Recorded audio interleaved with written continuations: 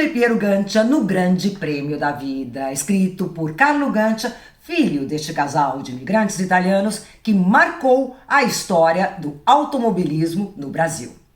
Do automobilismo e não só. Viemos para a América do Sul em 1951, 6 anos depois da guerra. Eu nasci no dia que estourou a Guerra da Coreia e se pensava que podia virar uma terceira guerra mundial. E em 53 viemos para o Brasil. Eu nasci na Itália, a Kika nasceu no Uruguai, para onde nós fomos, primeiro destino latino-americano.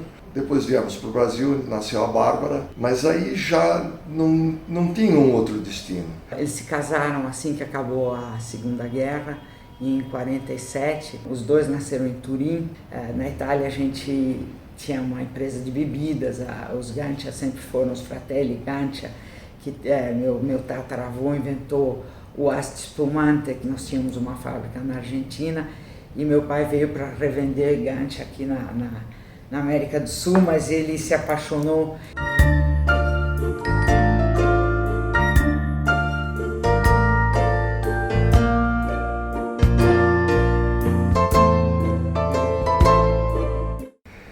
E até um dia que meu pai começa a correr de automóvel. Minha mãe vai para a Itália, o pai dela acabou falecendo, e meu pai, com 39 anos de idade, começa a correr de automóvel, por uma casualidade. A gente estava indo para o dentista com o motorista, Kika e eu, na Rua Bela Sintra, bateu com o cárter de óleo no chão e quebrou a Alfa Romeo Giulietta, e aí ele leva numa oficina no Brás. Ele conheceu o mecânico, que era ex-mecânico do Fangio, e esse mecânico, o Giuseppe Perego, convenceu meu pai a ir correr, pôr esse carro na pista, e meu pai se entusiasmou, ele era fã de esportes.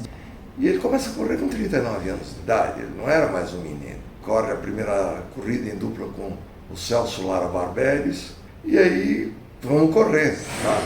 E chega em quinto, anda bem, e aí corre mais uma corrida, e chega minha mãe. Você quer me matar do coração, seu desgraçado, você tem 3 filhos, você vai correr de automóvel, não sei o quê.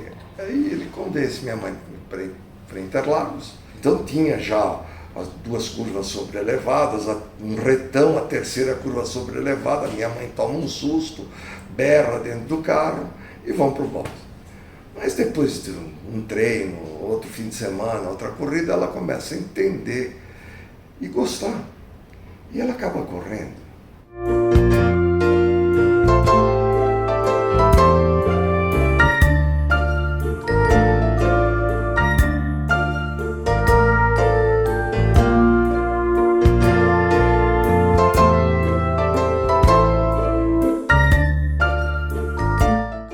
Chega 1967, meu pai já tinha sido o primeiro campeão brasileiro da história.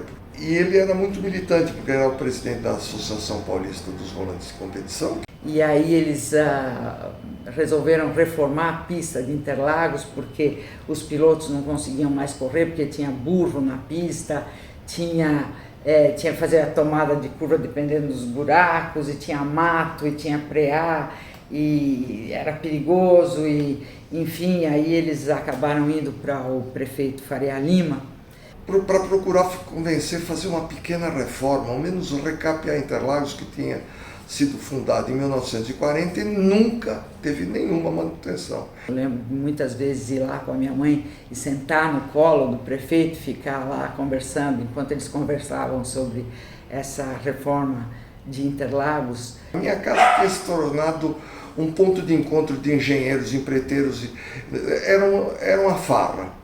Acabaram fazendo essa primeira reforma de Interlagos, que foi concluída em 71, e aí veio a Fórmula 1 para o Brasil.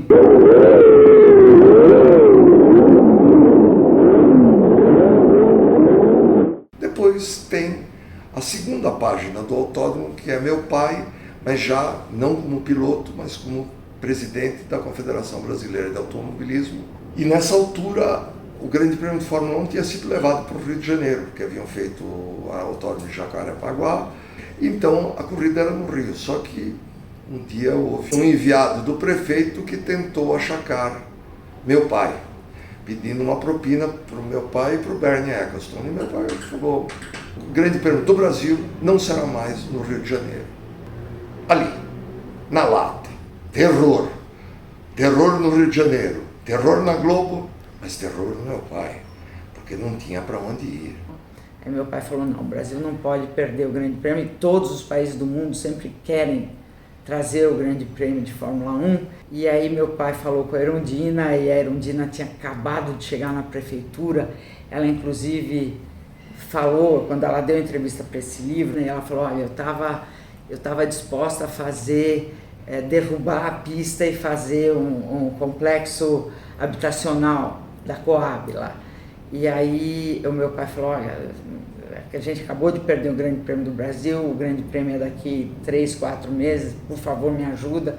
E a Erundina falou, bom, tudo bem, vamos lá. Ele fez a segunda reforma de Interlagos junto com a prefeita Erundina.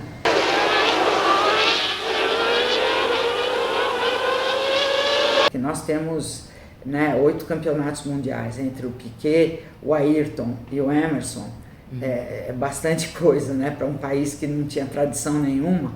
E o Jack Stewart, que é tricampeão mundial de Fórmula 1, ele sempre falava, eu não sei o que os brasileiros têm, deve ser a água que eles bebem. As pessoas às vezes se perguntam, por que o Brasil se deu tão bem na Fórmula 1? Por que tem 3 brasileiros, né?